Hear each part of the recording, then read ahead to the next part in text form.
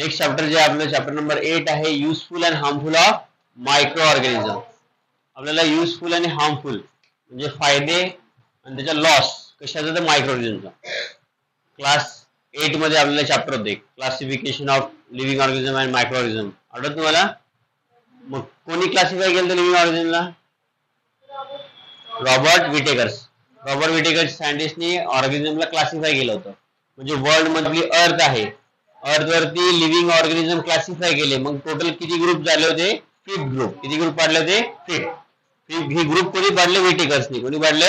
Whittaker's. Robert Whittaker's नावाच्या सायंटिस्टनी group पाडले. म्हणजे पृथ्वीवरती किती प्रकारचे सजीव आहेत ते कशानुसार पाडले माहिती आहे का? सेलचा टाईप कसा आहे, न्यूट्रिशन कसं आहे, लाईफस्टाईल कसं आहे, है ना, लाईफ सर्वाइव्ह कशी करतात, प्रत्येक लिव्हिंग ऑर्गॅनिझम वेगवेगळं डिपेंड्स आहे. कोणी ऑटोट्रॉप्स आहे, कोणी हेटरोट्रॉप्स आहे, कोणी सेप्रोफॅटिक्स आहे, कोणी डिकम्पोजर आहे. मग त्यांच्या याच्यानुसार ग्रुप पाडले. कोणाकडे युनिसेलर आहे, कोणाकडे मल्टीसेलर आहे. मग ह्या कॅरेक्टरनुसार आपण ग्रुप पाडले. मग पहिला लिव्हिंग ऑर्गॅनिझम ग्रुप कुठला आहे? मोनेरा. पहिला ग्रुप कुठला आहे? मोनेरा. दुसरा प्रोटिस्टा. तिसरा फंगी. चौथा ॲनिमलियन. पाचवा प्लांटिंग. है ना, असे ग्रुप पाडले. पण त्याच्यामध्ये नंतर आणखी स्टडी झाला. नेक्स्ट ग्रुप जो पडला त्या ग्रुपचं नाव आहे मायक्रो ऑर्गॅनिझम. काय नाव आहे? Micro organism. हा एक सेपरेट ग्रुप पडला. Micro means small, very tiny, खूप स्मॉल, लहान, की जे आपल्याला दिसत नाही. Those organism which can not see in a naked eyes, ज्याला आपण डोळ्यांनी बघू शकत नाही. फॉर एक्झाम्पल मी तुम्हाला बघू शकतो, प्लांटला बघू शकतो, फिशेसला बघू शकतो, काही इन्सेक्टला बघू शकतो आपण डोळ्यांनी.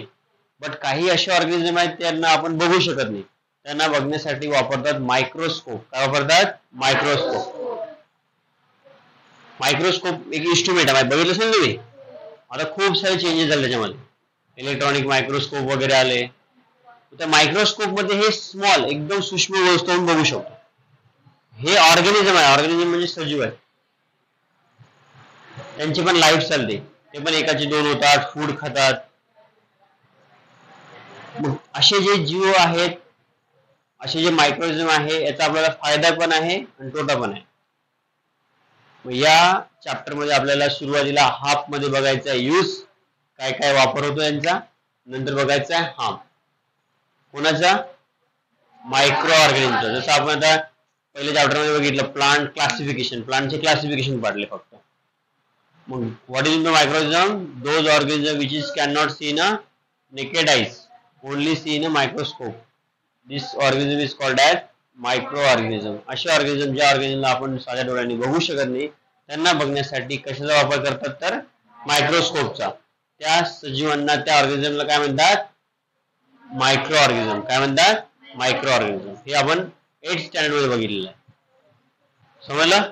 चला, या चॅप्टरचं नाव काय? मायक्रो. समजलं कसं म्हणतात? बरेच जाते ऍडव्हर्टाइज मध्ये, मूवी मध्ये बघतो आपण की ते मुलं खेळायला जातात, बॅक्टेरिया वगैरे दाखवतो हातावरती, है ना, छोटे छोटे स्मॉल असतात. ते झाले मायक्रोइझम. समजलं इथपर्यंत? दोन्ही पण आहेत, फायदे पण खूप आहेत, खूप फायदे आहेत. त्याच्यामध्ये मोठमोठे इंडस्ट्रीज, फॅक्टरी वगैरे चालतात. आणि याच्यामध्ये लॉस तर खूपच आहेत. आता जे इन्फेक्शन होते सगळ्यात जास्त मायक्रोइझम या सीझन मध्ये खूप वाढतात, रेनी सीझन मध्ये.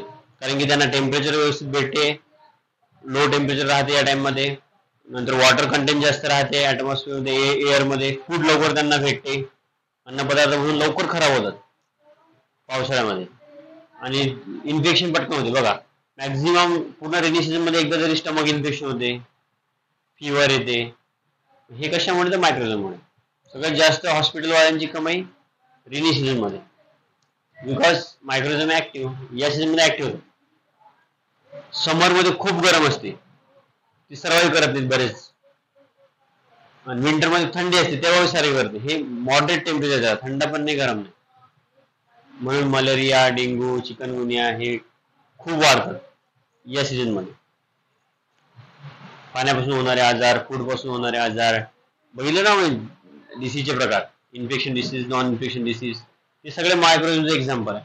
चला, आज बघू जस्ट इंट्रोडक्शन. आपण या चॅप्टर मध्ये आपल्याला काय काय बघायचं आहे. फर्स्ट टॉपिक आहे the microorganism may be small but they play in a big role in our life. तो खूप लहान आहे पण त्याचा खूप मोठा रोल आहे आपल्या लाईफ मध्ये. आज तुम्ही मेडिसिन जे घ्यायला जाता, मेडिकल स्टोअरला जाता, टॅबलेट घेता, औषध घेता, सिरप घेतात, कुठल्याही बॉटल्स मध्ये घ्या, ते बनले कशामध्ये? मायक्रोवेव्ह प्रोसेस मधून बनले. समजलं? मग खूप स्मॉल आहेत पण त्यांचा रोल आपल्या लाईफ मध्ये खूप मोठा आहे, म्हणून हे आपल्या चॅप्टर मध्ये आहे. तुम्ही आणखी एज्युकेशन मध्ये बघितलं तर मायक्रो ऑर्गॅनिझम, जसं प्लांट्स आणि अॅनिमल इम्पॉर्ट आहे, तसं 3rd नंबरला मायक्रोऑर्गॅनिझम. मायक्रोऑर्गॅनिझम जर नसते तर बाय चान्स समजा फॉर एक्झाम्पल अॅनिमल डेड झाले असते, प्लांट डेड झाले तर डिकम्पोज झालं नसतं, तसेच राहिले असते. मग आतापर्यंत एवढे डेड बॉडी एवढ्या असतात की आपल्यापेक्षा तिप्पट बॉडी असते, ते कुठे ठेवलं असतं आपण? रस्त्याने जाताना सरकावं लागली असती, बाजून सरक पुढे गेलो असतो. मग ते मायक्रोऑर्गॅनिझम आहेत म्हणून हे बाकी डिकम्पोज झाले. सगळ्यात शेवटी आपण सायकल मध्ये बघितलं ना, कार्बन सायकल, नायट्रोजन सायकल, प्रत्येक सायकल मध्ये डिकम्पोजर येते. मग ते डिकम्पोजर कोण असते? मायक्रोऑर्गॅनिझम. कोण असते? Micro organism. फेडावरीत पर्यंत स्मॉल आहेत पण मोठा रोल आहे आपल्या लाईफ मध्ये. डेफिनेशन बघा, सगळ्याला सांगता पाहिजे. Can not see in our eyes, त्याला आपण डोळ्याने बघू शकतो का? मग त्या ऑर्गॅनिझमला काय म्हणतात? मायक्रोब्स. त्याला काय म्हणतात? मायक्रोब्स. फेड आउट. इथून सगळं समजलं? चला next. Some microbes are very helpful. खूप महत्वाचे आहेत किंवा खूप फायदेशीर आहेत काही microorganism. Some microorganism are very helpful to us. They have help. कशासाठी हेल्प करतात बघा? Help make food. काय बनवायला हेल्प करतात? फूड बनवायला. लाईक क्रड. क्रड बघितलं? दही बघितलं?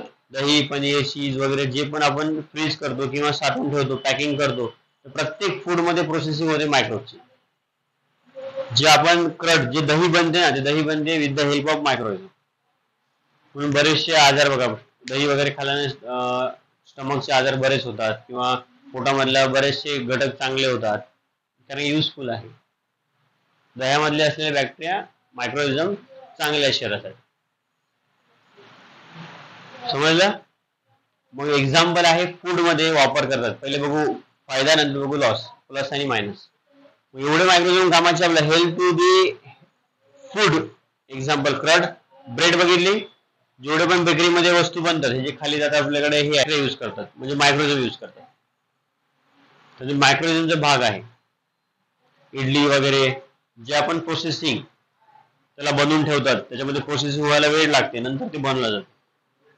असं नाही डायरेक्ट आटा वगैरे घेतात पटकन तो ब्रेड बनवतच नाही, त्याला खूप 4 तास 5 तास त्याला तसंच ठेवावं लागते. त्याच्यामध्ये प्रोसेस होते बॅक्टेरियाची, मायक्रोबची, आणि नंतर त्याला प्रिपेअर करतात, म्हणून ते पंची होते. असं फॉर एक्झाम्पल ज्या ठिकाणी खूप सारी डर्टीनेस असेल तिथं स्प्रे वगैरे करतात ते क्लीन करण्यासाठी, तेव्हा पण वापरतात. हे समोर आपल्याला एक्झाम्पल खूप बघायचे आहे. चला, पहिला यूज झाला फूड साठी, दुसरा यूज झाला एन्व्हायरमेंट क्लीन करण्यासाठी, आणि इव्हन हेल्थ मेकिंग मेडिसिन. आणखी मेडिसिन बनवण्यासाठी पण वापरतात. सगळ्यात मोठा युजेस आहे मेकिंग मेडिसिन, लाईक अँटीबायोटिक. रोग प्रतिकारक क्षमता वाढवण्यासाठी आपण जे टॅबलेट घेतो ना, ते अँटीबायोटिक्स. हा, चला, हे झाला यूज. हे काय झाला? यूज. कशाचा यूज झाला? मायक्रोबचा. कशा यूज झाला? मायक्रोबचा. चला नेक्स्ट बघा. सम मायक्रोब्स आर हार्मफुल. काही कसे असतात? हार्मफुल, म्हणजे निगेटिव्ह असतात. दे कॉजेस डिसीज. काय स्प्रेड करतात? डिसीज, आजार स्प्रेड करतात. इन्फेक्शन डिसीज माहिती तुम्हाला? मग काही मायक्रोऑर्गॅनिझम आजार स्प्रेड करतात, लाईक ह्युमनला पण आजार होतात, मे बी अॅनिमलला पण आजार होतात, आणि प्लांटला पण आजार होतात. तुम्ही बघितलंच ना, प्लांटचा लीफचा कलर येलो होणे, प्लांटला ते बुरशी लागणे, कीड लागणे, ते सगळे ऍक्टिव्हिटी होतात विथ द हेल्प ऑफ मायक्रोऑर्गॅनिझम. म्हणून आपण शेतामध्ये पेस्टिसाइड वगैरे स्प्रे करतो, है ना. हे याला हार्मफुलला पण कारणीभूत आहे हे, आणि चांगल्या गोष्टीसाठी पण कारणीभूत आहे. नेक्स्ट आहे they can also spoil food. आणि आपलं जे फूड आहे, अन्न आहे, त्याला पण खराब करणे किंवा भाजी खराब होणे, चपाती वगैरे त्याला बुरशी वगैरे लागणे, ते पण रिझन आहे हार्मफुल मध्ये. व्हायरस, प्रोटोजोआ, हे कशाचे एक्झाम्पल आहे? मायक्रोबचे. मायक्रोब मध्ये कोण कोण येते मग? बॅक्टेरिया. या बॅक्टेरिया फॅमिलीमध्ये खूप सारे एक्झाम्पल आहे. नंतर कोण आहे? फंगी. नंतर कोण आहे? Protozoa. Some microbes help in daily life. काही आपल्याला हेल्प करतात, आणि हाऊ सम स्प्रेड डिसीज, आणि काही कशा प्रकारे डिसीज स्प्रेड करतात हे आपल्याला चॅप्टर मध्ये बघायचं आहे.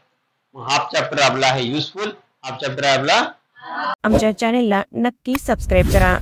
व्हिडिओ आवडला असेल तर लाईक करा आणि तुमच्या मित्रमैत्रिणींना शेअर करायला विसरू नका.